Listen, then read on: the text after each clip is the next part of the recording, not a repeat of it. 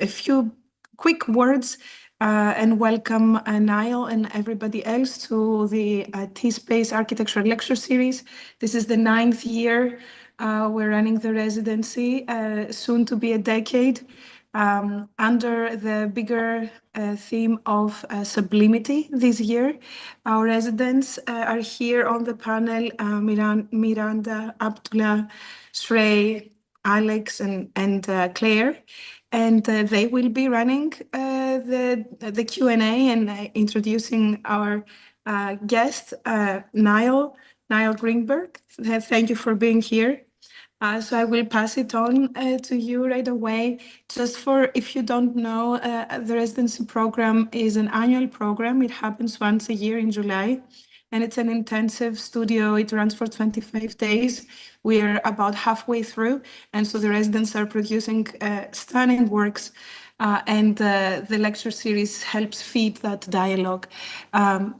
Pleasure to have you, Nile. I'll pass it on to our residents.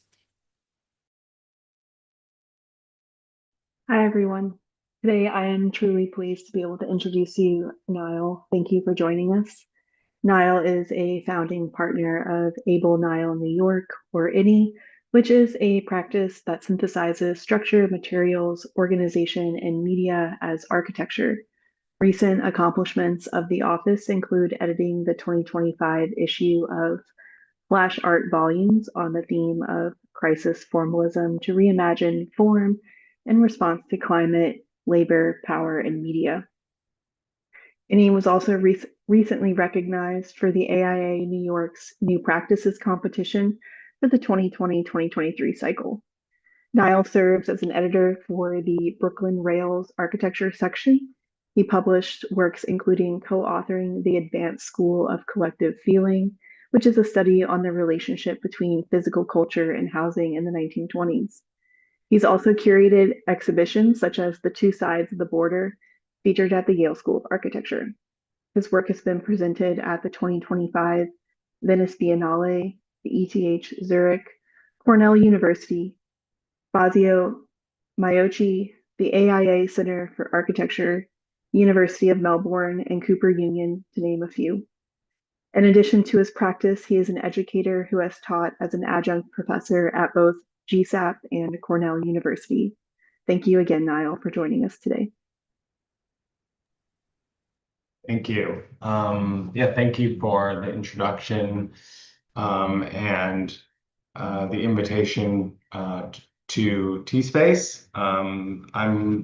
Have been there once. It's really one of the most inspiring places to be in a relationship with architecture and the world and kind of the creative process. So I've always been super fascinated with the this kind of compound and its expression as a kind of campus of architecture. So I'm really happy to be invited. So I will start my talk, and I, as kind of mentioned, have been embarking on a kind of more serious task of teaching architecture lately, and I wanted to take this moment to kind of introduce some of the core concepts or ideas that I'm facing as someone trying to teach what architecture means. And I wanted to consider simply what an architect is trying to do, at least from my perspective, when we put pen to paper. And so this lecture is a kind of crude attempt to capture the difficult task we find ourselves in when we author a building. And that task is summarized by something like giving form to the built world. And I think there's a misconception that I've realized of late, that the success is not in building a massive quantity of work, but to do, like the word suggests, to make archetypical forms, things that are singular and strong enough to withstand the cultural imagination, building industries, strong ideas that bleed through our kind of political and social economy. And so this is an idea of reaffirming an architect's role in 2025. And so in order to fit that description, there's sort of two initial ideas that kind of synthesize what it means. The first is basically to make something meaningful in the context of our contemporary life. So this is something like zeitgeist or the spirit of the time. And that is an alignment with our work with the kind of near future or kind of cultural moment. And the second is to attempt to subjectively define architecture for ourselves in a similar alignment with kind of the values of yourself and your moment. And so to start with kind of alignment, one thing that's interesting about work is you can be an incredibly successful technical or laborious process, but that doesn't necessarily mean it will kind of align with the moment. And I think this is the idea of alignment is the initial tendency to think of an architect like an artist, or to be social, or to be relevant. These are all kind of aspects on that are important to the kind of process of making something aligned with the present. And so it's a project that can express what will come or what will transpire that becomes meaningful and strengthened by that.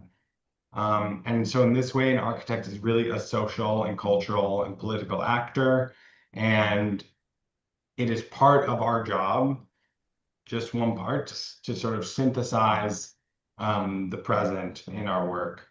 And any project built kind of within that framework is kind of relevant in one way. The next kind of subject is this, the second core task is kind of the definition of architecture.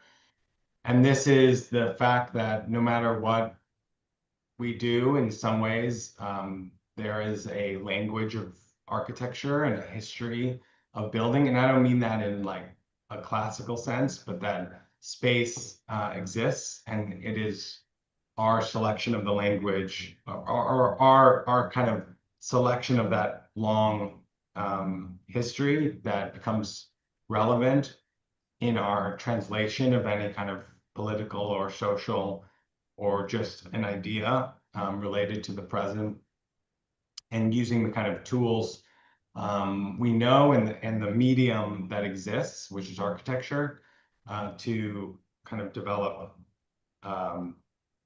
that we have to push any idea through. So your kind of selection of historical or technological tools is very relevant in making space. And I had a professor at Columbia, Mary McLeod, and she kind of taught a course on the history of architecture and had structured it around two basic principles: rule versus freedom, and traced basically 1,000 years of architectural history, not as a sort of linear stacking of knowledge like an art historian might explain, but instead a pendulum swinging back and forth between architects who were seeking order and logic, or systems, and architects who were seeking authorship, freedom. And it's really the relationship between those two categories that I found interesting, that that there are these fundamental threads that string all the way through the kind of history of architecture, but it's not even to call it the history, it's just space itself has many different kind of potentials. And so there's themes that underlie style or technology that are really important to see. So I will start with, I will share 3 projects. And I'll start with this artist, Hiroshi Yoshimura. This is a neo-Dadaist Japanese kind of post-war avant-garde artist in Tokyo. And at the beginning of his career in the 1950s, he was making a set of works that was all about like performance and sociability and happenings, like things we're slightly familiar with from the kind of later 60s. And he at the time had asked a friend, the then young Arata Izuzaki, to design his first building, and this is in 1955 or 1958, forgive me. And Izuzaki, who, if you're not familiar with, became a very important kind of critical theory architect, had done a wide range of work from installations to art to writing to architecture, a kind of precursor to more contemporary architects who were kind of taking on the critical project very seriously. And Izuzaki designed this very simple house. Well, this is which was international style. Let's call it a white box, and as a gallery for Yoshimura. And as Izuzaki described it, he would spend 1/3 of the day working for Kenzo Tange, 1/3 of the day protesting, and 1/3 of the day partying at White House, as it was known and is still known. And so today, this had gone through many translations in Shinjuku, in Tokyo, and recently had become converted into a gallery space, a very raw one. On the left, you can see its kind of current state. And we were invited with a group of architects organized by Gaku Inui of Group Projects and Georgina Barovian of a U.S. office, Clovis Baronian, and to take part in a group exhibition on architecture. And the house, as you can see, is in kind of complete disrepair, and that was part of the charm of working in this kind of post-built context. And as part of our kind of diagnosis of the field of architecture, we were interested in how there had been a movement of architects who moved to kind of repair, or the as-built world, as a focus of theory or practice, the resurgence in kind of dealing with the fabric of existing buildings. And we felt that while that was a very important idea, I felt that first, it's a very important idea, I think, to deal with what we have. But also that it wasn't enough to be merely a process-oriented idea, and instead that there had to be a language associated with repair. Oh. And that repair was lacking a language. And so we decided to repair a failing roof and felt that there was no kind of history of repair or language that made sense. And so, but to begin with the column as a sort of center of the idea of the language of a building, like, I think feels a little historicist, but I think in this case, the repair column is a really commonplace element, the sort of scaffolding column, the concrete pour. And so we kind of started with the language of this simple rotating mechanism that allowed you to move a column and have a sense of movement. And so we developed a kind of double column which is merged, two circles connected by these rotating tops and bottoms that allows this column to move across a space so you can repair one part of the roof and then the other, which is a problem in Izozaki's building. And so this is kind of our final intervention, this veneered high finish column with both the bottom and the top with plastic feet that self-lubricating, so you could basically rotate both columns and shift the column from different parts of the space, changing the height.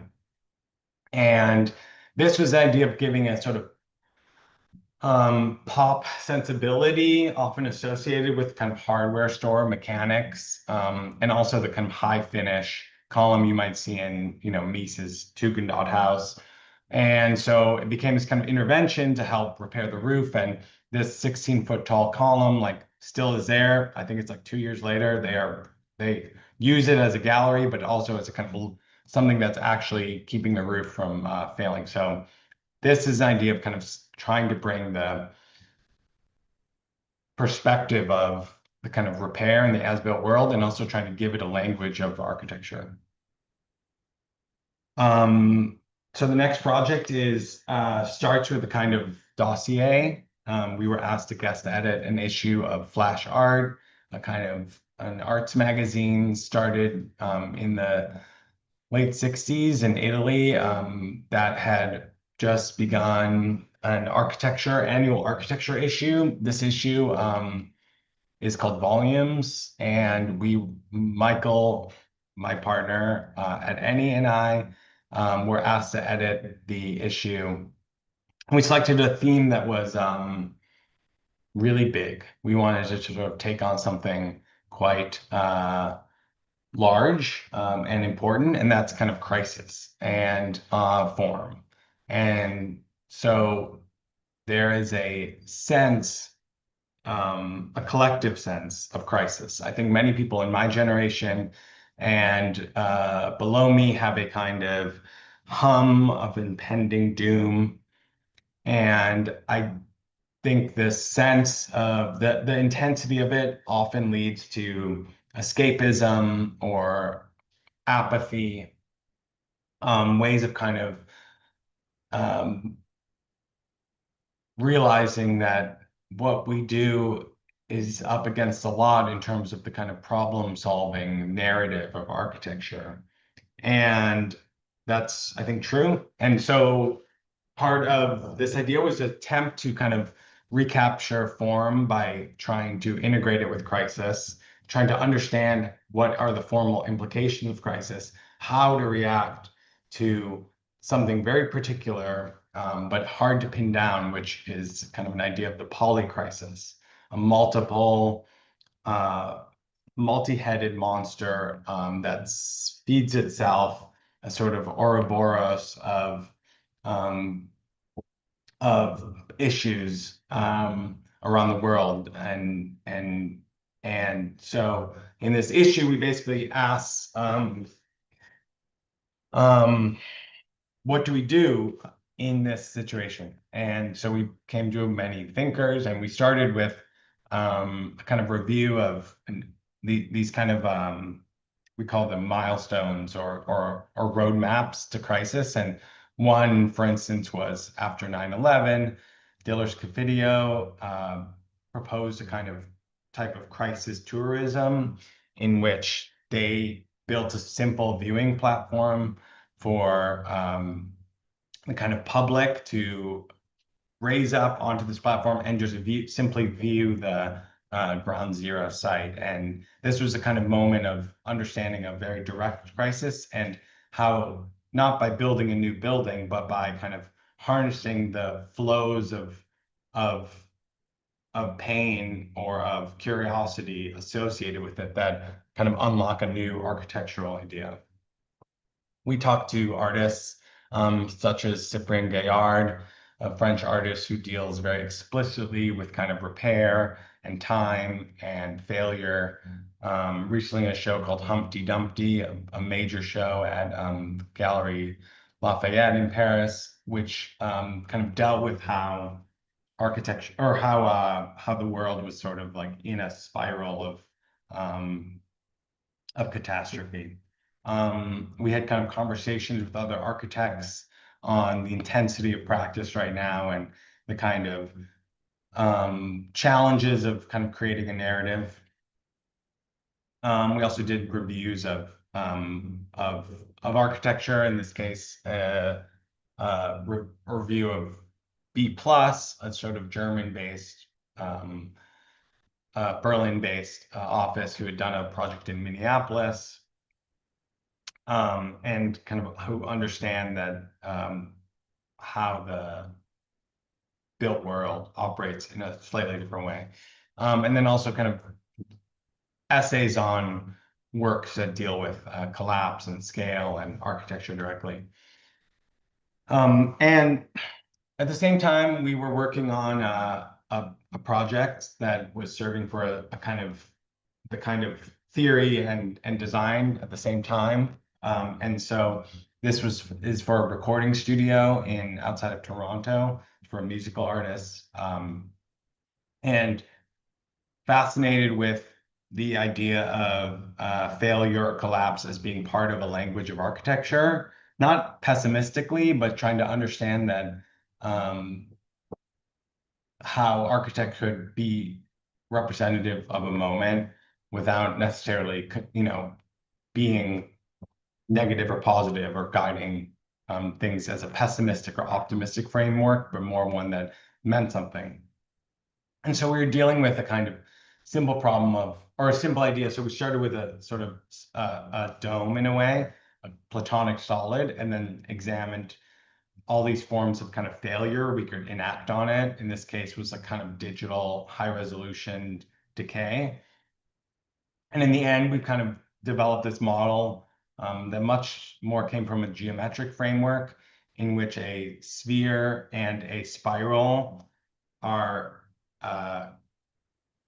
overlaid or superimposed on one another. And the idea of a spiral, which is a sort of infinite linear object, and a sphere, which is like a perfect platonic object. These things like really fundamentally don't exist together. And so to geometrically combine them was a kind of way that there was a sort of guaranteed set of compromised, superimposed sort of architectural ideas that no matter what would create a work that would kind of fail in some ways. And so essentially there is a spherical half dome, and that is then mapped with a set of prefabricated architectural ready-mades, let's say, so garage doors, front door, HVAC system, solar array, panoramic window, all the way up to a kind of classic oculus representative of a dome in a way. And so these things sort of spiral up the exterior skin and begin to compromise the sort of dome. And so we end up with a shape that is slightly like a turtle, but also something I think that sort of resonant to a sense of sort of disarray or compromise. And so the project, which is in a quite beautiful site, sits in the woods. This is where we're kind of in schematic design now, but this is basically the spiral map. And on the interior plan, which is really just an open shell with a music studio in the middle, is kind of also in plan a spiral that kind of brings the center of music to the center of the building, and then a kind of periphery of different simple functions like a sleeping area and like storage for equipment and a bathroom. And so kind of as you enter and as you go deeper into the spiral, you kind of become more and more private in terms of the production of music, and finally the kind of recording booth in the final little turn of the spiral. And so what you get inside is a very kind of hectic condition where there is no kind of regular form, and a kind of bringing oneself down deeper into the system. And kind of structurally, we were also considering the problem of how the synthetic skin of this project was brought together, and how do we kind of superimpose everything into the thinnest possible membrane? Do we express the structure as a kind of set of compromises in the way we've discussed it? In the end, it's kind of this idea of the outside and the inside reflecting each other directly, and the kind of rejection of any sort of sense of optimization in favor of a kind of crude variability of structure, a more of a kind of technical DIY sense of building with structure, not as a sort of smoothed digital optimized surface, but instead a set of very clear geometric compromises. And here's a kind of final outcome, which, looks extremely different from every perspective, but in general holds the form of the kind of sphere in some ways, but intentionally, like, in a failed way. So the final project I will speak about is a housing development. This is a kind of commercial project to make a multifamily housing building in this very beautiful town you see here. This is in British Columbia. It's a town which is really interesting. This is basically the full width of the town, and it's a 6-kilometer stretch. So it's basically 2 blocks long and 6 kilometers, or sorry, 2 blocks deep and 6 kilometers long. So along this very narrow stretch, we're asked to kind of create one of the first new housing buildings in this town to try to create, which really is having a lot of difficulty with the cost of housing and development, the sentiments of keeping this town small. But this was an opportunity to kind of interrogate a real definition of architecture.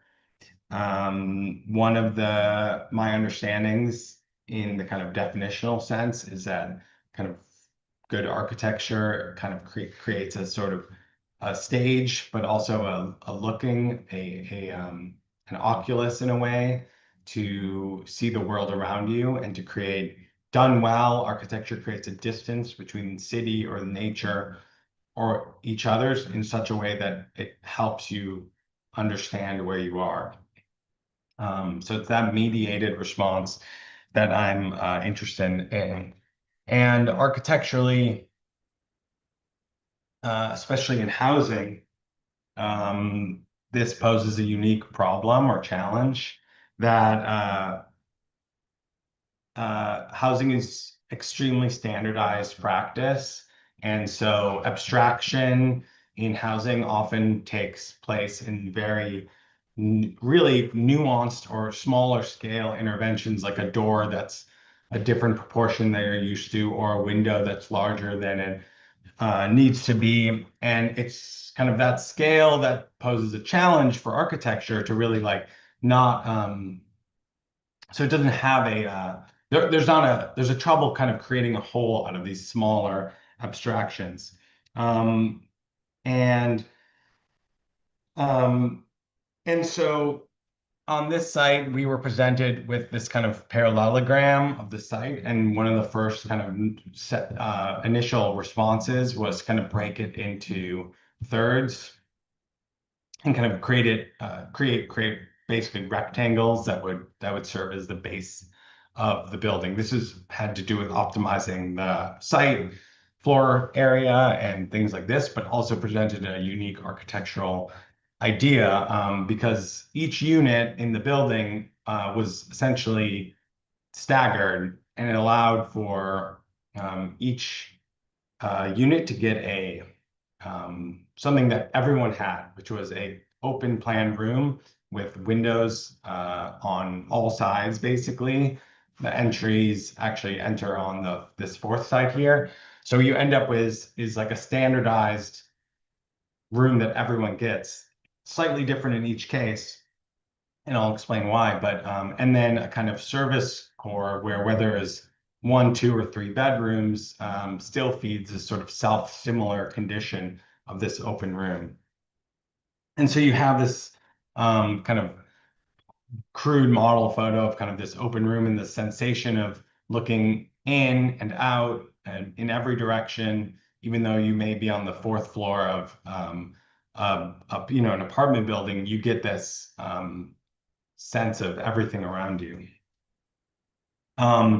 And so each kind of set of plans as we go up the building has this kind of core open plan room. And it also has serviced by a balcony with nothing above it. So on each level, you get this kind of private open room that has a view to the sky, nothing's covering you. But what that does is create a hole in the rest of the building. So by stacking these things as you go up, each kind of self-similar room changes slightly, stacking one on top of the other.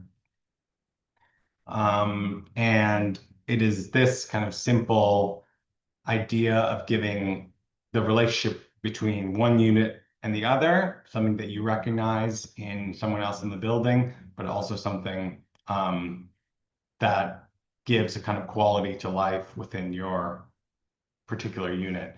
And so starting with these sort of 7 units, each with this open plan, was a kind of very important initial idea of how architecture as a kind of frame or mediating device between life and each other, life and nature, life and the city, all these conditions we're interested in architecture mediating. And so kind of as a whole, the plan aggregates around a central courtyard with these offset shapes throughout. And then the sort of central courtyard becomes this sort of staggered interior with a kind of lush garden in the middle and a kind of concrete base, which is the sort of fireproofing for the garage below. And the skin, which is sort of formed with black expanded metal mesh and anodized as well. And so finally on this project, there's the question of kind of not just the planning of the building, but the expression of this place. And so it is sort of this beautiful set of natural wonder, a place where you live on the lake and in the water and in the mountains. And even though it's in Western Canada, there's rattlesnakes here. It's also snowing all year. It's a really amazing outdoor country. At the same time, it's very dry. It's a desert, and frequently, and more frequently, you have a sense of fire and precarity living here. And one of the initial ideas really related to the form itself, from the planning sense of view, was this kind of stacking idea of a quarry, which there are many in the area. And we started to imagine just sort of the shift of seeing a quarry as something that was solid to something that was hollow, with this simple insertion of kind of a window into it. We are also interested, similar to the project before, with kind of sense of failure or decay, and looking at the building as a kind of potential extremely strong form of this sort of stacked pyramid, becoming something that also was made weak by a sense of lighter or more fickle materials. And so we got this character of the stacking kind of quarry sensibility, and also on the side a kind of lightness to this expanded metal mesh. But you start to see as a whole how, as the units shift up the building, you get this irregularity and this kind of connection between one unit and the other, or sort of self-similar relationships in the overall building. The kind of units, which will be super simple, but kind of have a sense of connecting wherever you are in this open plan. And then a kind of move to the exteriors where you also engage with nature. And then a sense of the city and kind of applying this to the urban fabric, and something that kind of maintains a whole or an objecthood as an architectural building, but also something relevant to, I think, the kind of culture of this place. Yeah, that is kind of where we're at as a whole. I hope that was clear.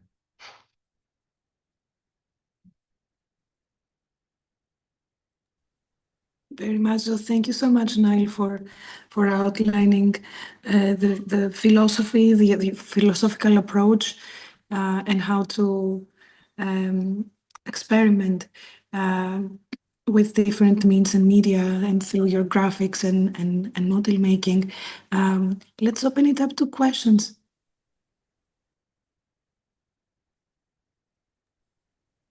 Hi, Neil. Thank you so much for your fantastic lecture. I was specifically very inspired by your idea of intentional fail and also the compromise of the music studio.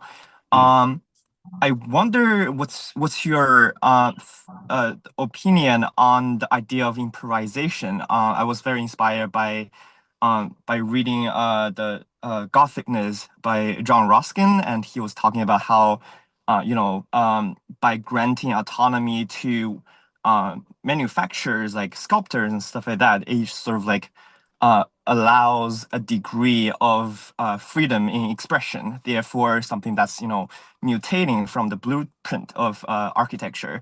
I wonder if you've ever thought about embracing, let's say, mutation by a collaboration with fabricators, for example, something that is like resulted in a different way from, let's say, the blueprint of the design. Thank you. Yeah, I would love to live in the kind of Ruskinian world of where industry looks like artisan craft. Instead, we live in a world in which that same kind of integrate or improvisational sense, I think, comes in the music studio in particular, I think comes from prefabrication. So the idea that we are not customizing the kind of core functional elements of that project, we are purchasing them directly, kind of not in trying very hard to sort of not design those objects. It was actually really important. I think as a form, I really appreciate Ruskin's understanding here of that you're describing. I'm going to go read Gothicness. I'm going to read this. But this idea that architecture is somewhere where you need to understand what to design and what to not design, if that makes sense. And it's that kind of economy that is really exciting to me in many forms. Yeah, but I think that's a very good relationship to call out in this case. Yeah. Thank you.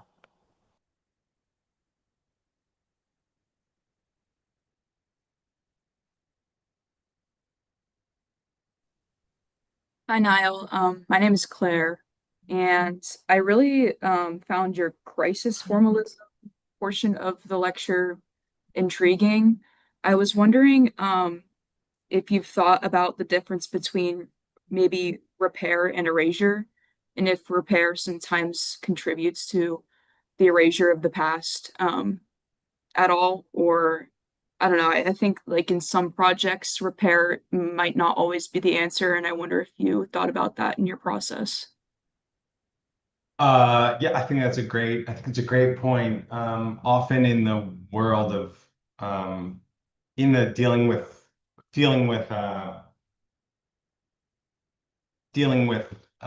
the as-built world, you do get into this ship of Theseus problem in which you sort of, if you change enough, like, does it remain its original state? If you're familiar with the ship of Theseus, which is essentially if you slowly change each part of a ship, is it the same ship in the end? I think I think that's actually more of a crisis in the world in not to use that word in the same way, but that is a problem in the world of preservation, I find, in which sort of sites that are very important are selected for a kind of perpetual ship of Theseus kind of economy in which you are having to preserve every detail of its history, no matter what, and no matter what cost. without the kind of engagement in the present. So you end up kind of codifying history and actually kind of creating a very stagnant sense of how we understand it. I think in the as-built world, especially in the projects we are thinking about, it is not so much a kind of, it's not as simple as to say, it's actually, I would say, very much about, it's not about erasure, but it is about not considering architecture this kind of precious object, because all buildings reflect a time when they were built, the kind of political economy in which they were built under. And that doesn't mean it's in a world where we are using like an immense amount of kind of resources to carbon to sort of both preserve existing buildings, but also to build new ones. Like there is a middle ground in which kind of erasures kind of very, it's not the right word, but I think to think of these things more as shells, you know, that are built already out of the carbon already taken from the ground, and kind of use what we have like better.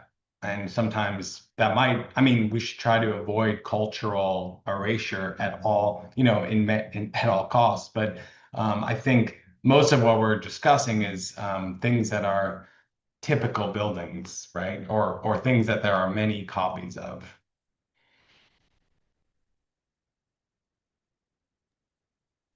Thank you. Yeah.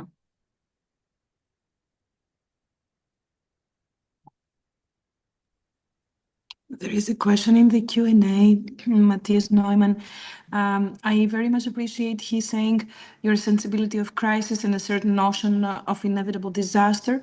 On the flip side, architecture has been called a practice of optimism by the very nature of projecting.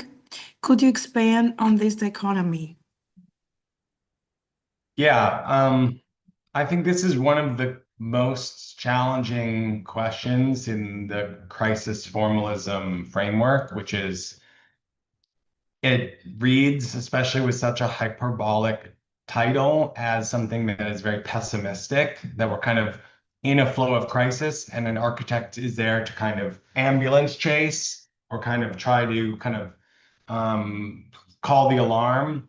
I think the it's like I was thinking about this morning, often anticipating questions like this, and I was sort of thinking about an artist. I was thinking about Guernica by Picasso, a kind of painting about the Spanish Civil War, which is in no universe a optimistic work by those simple registers. Nonetheless, it's sort of an extremely important piece of art.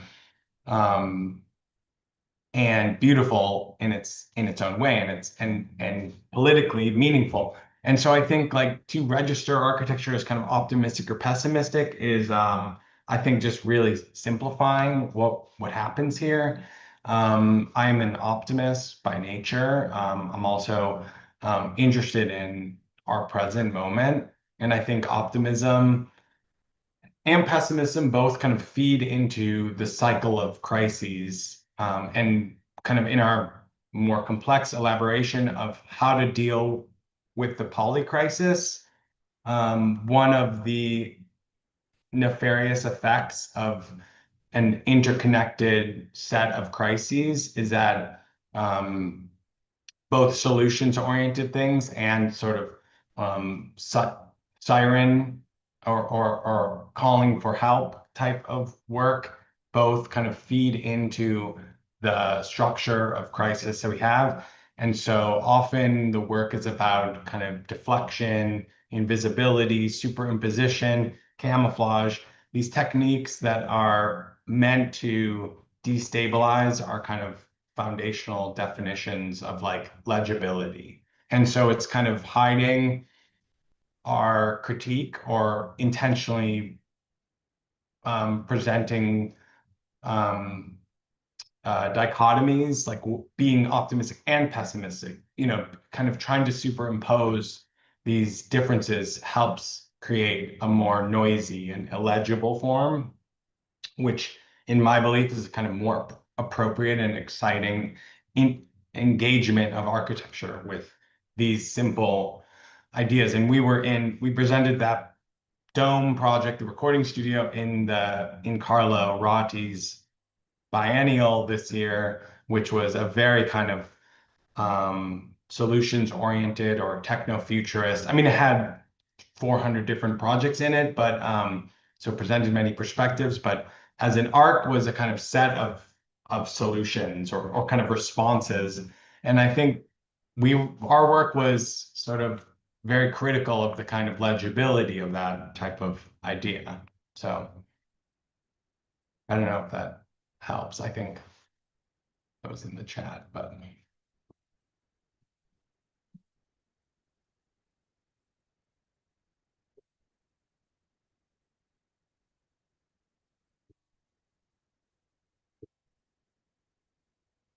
oh, I think Stephen, are you trying to Yes. now? Can you hear me? Yes. yes. Can you hear Yes. me? I was looking at the plan as you were stating your case for, impending doom, but the plan was so original looking. I said, I mean, I don't know your work. I mean, this is great With to learn about what you're doing. And I just really thought the intensity of the plan's got to come from somebody really thinking about architecture, right? Because I never saw a plan like that. And I've looked at a lot of plans in 50 years.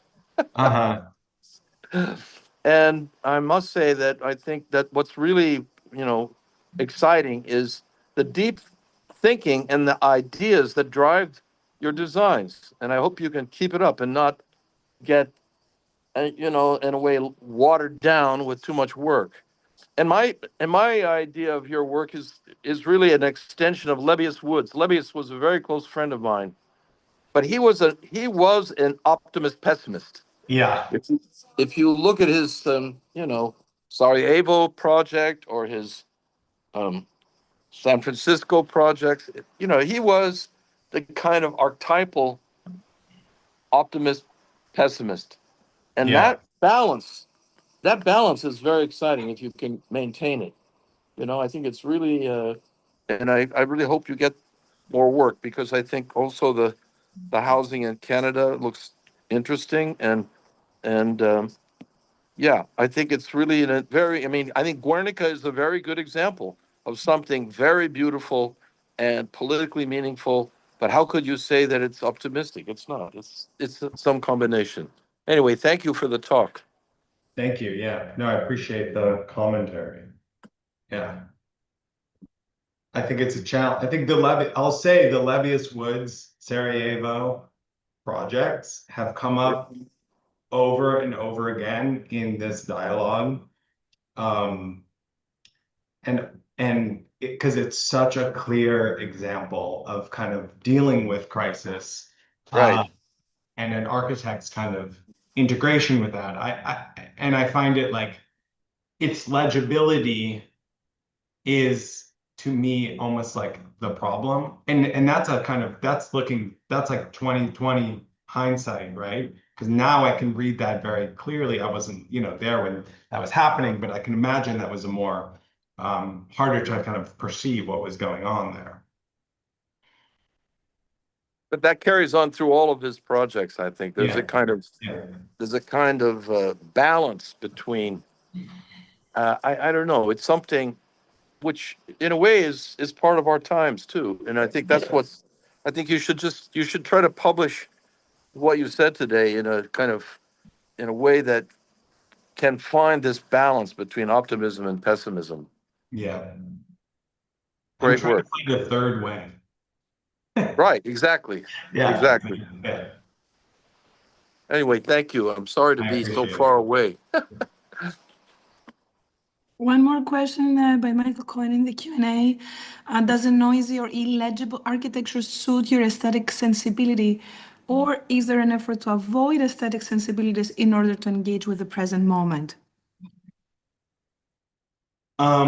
It actually does not suit my aesthetic sensibility. I'm actually very disinterested in things that are illegible. I think, though, my instinct is to is to try to be meaningful. And while I was like often creating kind of, yeah, I think it's a, wait, sorry, the two question was, is it suiting my aesthetic sensibility or the other way around? Sorry, is it in the chat? I think You may be able to read it as well, Yeah. but I'll read again. Does a noisy or illegible Oh. architecture suit your aesthetic sensibility, or is there an effort to avoid aesthetic sensibility in order to engage with the present moment? Yeah, I think like the question of this is like a question of like, is this being very authored or is it trying to be extremely unauthored, right? And I think that has come up many times. So I'm at this moment not trying to make like unauthored work. I'm trying to make work that is sort of made illegible by a kind of set of almost like different authors, like compromises. Like, first of all, like literally I have a partner, and sometimes when we don't agree on things, we decide to do both. And this is a very interesting phenomenon that in many cases appears to be like not a good building or something, because it kind of has these unauthored compromises. But there's a real joy in kind of the doing both of two different kind of concepts, and it breaking the fundamental diagram of whatever was going on, or the partie or the logic. And so authoring a building is extremely important. I would say it is an underrated idea that people often try to avoid. Even myself, I'm very interested in finding ways to kind of reduce the legibility of the kind of hand, but also in other projects try to incite a kind of wildness of authored sensibility. So again, it's like it's sort of neither nor. I'm trying to do both. Like different projects demand different ideas articulated. I think that, yeah.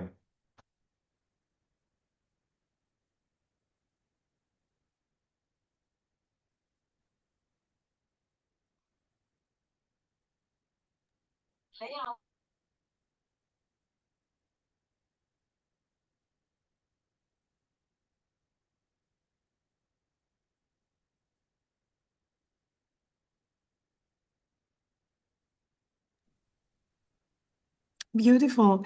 I'm not sure if someone was trying to ask a question or not when the mic opened up. Yes, okay. All right, Abdullah, I'll read it. I have a question. Abdullah is saying, I have a question. The portion of your work where you showed the relationship between decay, repair, and architecture, and as Stephen Hall pointed out, between optimist and pessimist, does the repair mean hide or erase the larger conversation of architecture, sustainability, ecologists, and most important, erasure of time?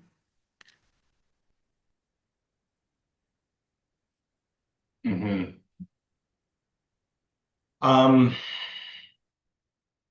I think time I'll start there, is very important to architecture. I think what is unique about the crisis we're in, again, in this framework of the polycrisis, which is the sort of particular philosophical understanding of crisis, where part of it is the crisis we're in is basically out of sync with the present. And so much of what is happening to us now started long ago, and much of what will come is happening far away. And so there's this metaphor of kind of how to respond from a philosopher, Ben Ware, in this book called On Extinction. And the idea is that we have to displace ourselves from the present to deal with this, or we have to kind of create two of ourselves. One version of ourselves is at the end, It is after the apocalypse, and we need to present ourselves as a kind of person rebuilding the world or after it has occurred and regretting that it happened, and simultaneously in the present acting as if we can fix it. And so it's kind of demanding this time scale of basically being in a position to desperately need to fix it and having the optimism of wanting to fix it. So it's like it's a tricky balance, like time. So because we're in a position where to react to a crisis today is to be out of sync of the crisis itself, because many of these things have begun long before us. So we are not at the beginning and we're not at the end. We're sort of somewhere in the middle. And so to kind of react in the middle is a displacement of it is to solve a problem that is extremely small in the time scale of which it exists. And so architecture implicated in that has a sort of, will often have a sort of solutions-oriented approach. I'm in Lower Manhattan right now, which they are building basically a seawall to kind of protect all of Lower Manhattan from a storm similar to Sandy. And while we do need that, it fundamentally is doing, and is an exciting piece of architectural language and city planning and urbanism. Many billions of dollars are going into kind of adding new sort of features to the city, but the kind of problem it's solving really has nothing to do with the crisis to begin with. It has to do with a kind of small web of what is another incredibly complicated problem of the climate crisis. And so to solve a problem is actually to just spend $5 billion on concrete and machines to protect the kind of real estate of Lower Manhattan, which is itself a kind of center of banking and financialization, which is funding and creating, problems in the rest of the world, which are then feeding the flooding to begin with. So it's like architecture has this very strange position in time right now, because it's kind of, we're not in a position to sort of do the solution. We're in the position to do something else, and that is what essentially we're trying to figure out here. And the archetype is maybe a more interesting technique than the kind of infrastructure.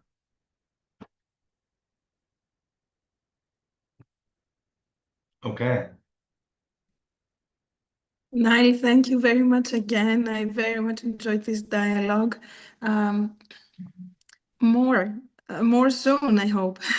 Yeah, no, this is great. And the questions were really thoughtful. And I think Absolutely. get to the core trouble of explaining this idea and kind of, yeah, and at least I wanted to impress that, and I'm glad Stephen kind of brought it up, which is I am like really, really love architecture, and I love plans, I love models, I love making languages for the built world, and I think it is kind of the balance between the world of architecture, its history, its present, and the kind of world we're in that I'm just that kind of drives me to do anything now. Yeah.